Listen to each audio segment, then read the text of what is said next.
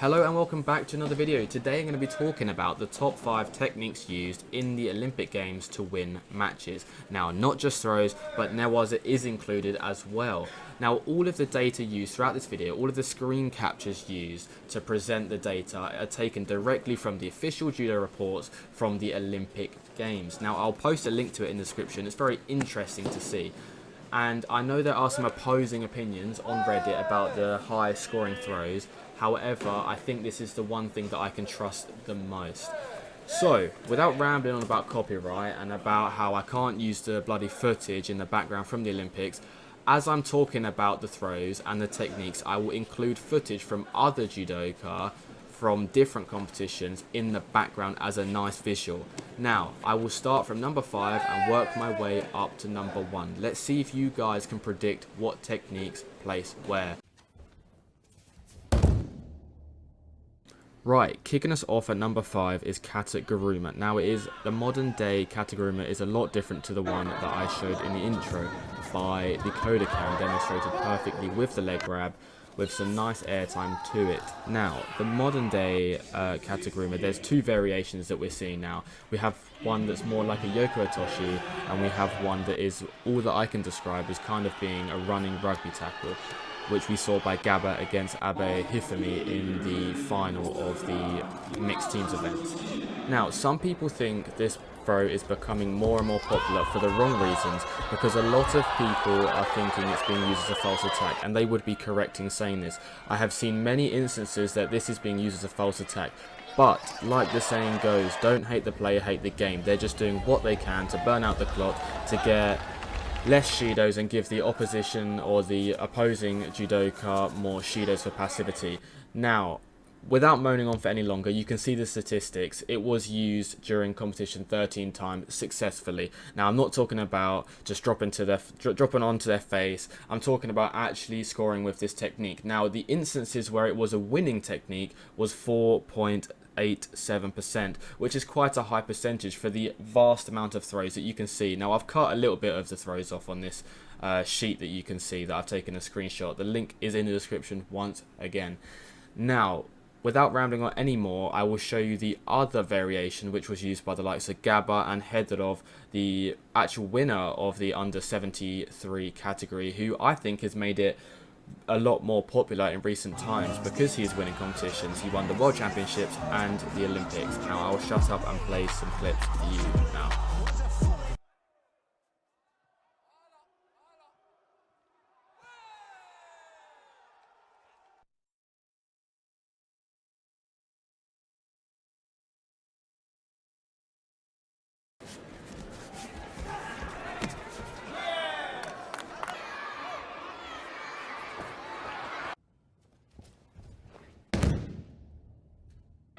Coming in at number 4. Now, this is going to be a massive surprise to you, and I'm sure you've never seen this technique before. It is Uchi inner thigh throw. Now, I'm just kidding, of course. Everyone has seen this. Everyone has heard about this. Everyone and their mum, nan, brother, sister, everyone. Now, this is one of the highest scoring techniques throughout all competition, not just the Olympics, and people see it throughout every single martial arts, whether it be BJJ, Sambo, Judo, and more kind of niche sports like Boha, Mongolian wrestling, and Senegalese wrestling and Korean wrestling. Now, this throw takes up specifically in this competition 5.62% of all winning techniques. Now, what I love about this technique, it's not specific to one weight category. We have Mariyama, who loves it, who's under 66. Ono Shohei, who's under 73. We have Marao, who is under 90, I believe. And you have Teddy Riner, one of the best judoka, as we've seen. A lot of people don't like his style, but you have to give him respect. This technique is one of his favorites. Now, we saw him throw Saito in the Olympics. Now, Saito is not a light guy. I remember seeing something where he weighed about 160, 170 kilograms. Now, granted, you are using his momentum to throw him, but that is a lot of weight to shift. Now, without rambling on for too long, this technique, I'm sure you've seen it. I'll let the throws do the talking for me. I will play some clips in the background. Let's go.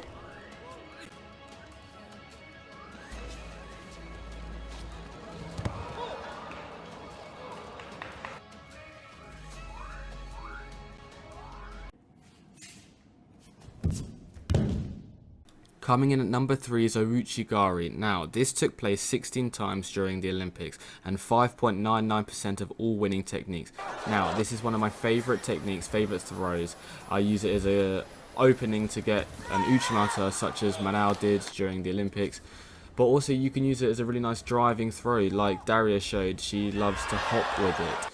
Now, judokas such as Fabio Basili, he loves dropping down onto one knee, just like you see a lot of Korean people do that, but Fabio Basili is one of the main examples, Olympic champion, and has a beautiful Ouchigari. Now, the reason that I think this technique is used a lot is because you can do it with any grip. Like I said, you can use 2 sleeves, just like Torne actually. He inspired me to start practicing off 2 sleeves because you can launch the technique from miles away and you can drive through it. Drop down onto one knee, or you can make close body contact with your chest and drive over their shoulder.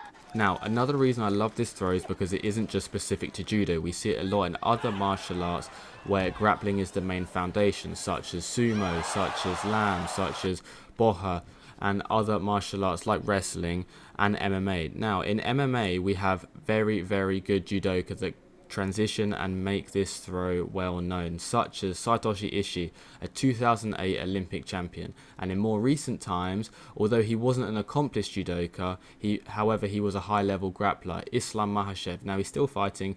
I think he's a lightweight champion at 155 pounds.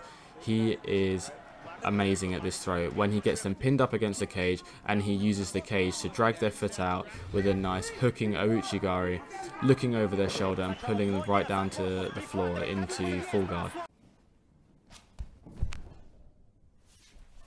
Coming in at number 2 is Jujigami, probably the most well-known Newaza technique. If you were to go out on the street and ask someone, do you know any ground techniques, they would most likely say an armbar.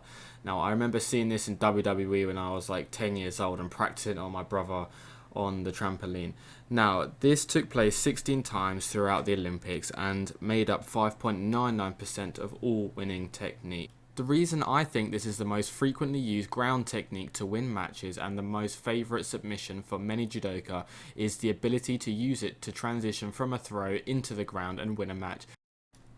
Playing right now is Neil Adams, one of England's best judoka, and I'm sure if you've ever seen a highlight reel of judo, you've heard this man's voice. Now, he's demonstrating the importance of jumping on the opponent's back, isolating the arm, and slowly rolling him over. Now, although he has scored with the original technique, he hasn't got a full ippon. So this shows the importance of the transition work in judo. Now, you can see he's isolating the arm and slowly rolling him over, what he was well known for, showing the importance of this technique within judo. Now he's slowly ripping the opponent's arm away from his center of body. Perfect demonstration of Jujigami, and as you can see, he's about to be celebrating as he's just won the World Championships. A very justified reaction after beating a Japanese judoka in the final. Another reason why we see this submission over and over again is because if an opponent is unable to directly throw their opponent onto their back and the opponent wriggles out like a lot of lightweights do, you are able to isolate one of the hikite, one of the arms, and you can move your leg round their head and lay directly onto your belly. So the opponent is face down and you are face down as well, however you have the arm in control. Now many a time we see this happen, however the arm lock doesn't come on straight away and the opponent rolls onto their back, and then therefore the technique continues, and that's when we see the finish happening, the classic Jujigami, and straight into the highlight reel they go.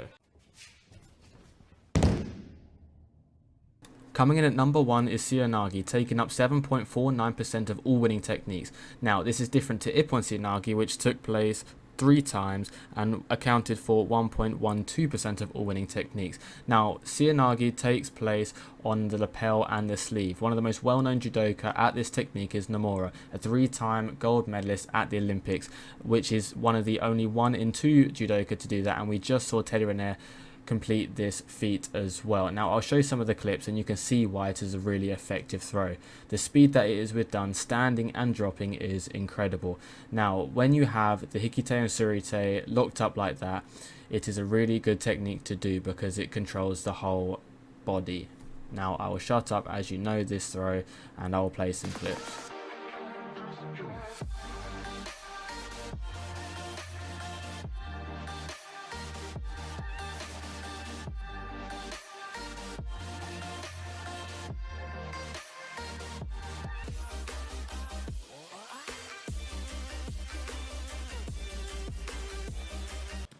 Unfortunately, this is the end of the video. If you made it this far, thank you so much for watching. If there's anything that I said throughout this video that you disagree with, please comment in the description.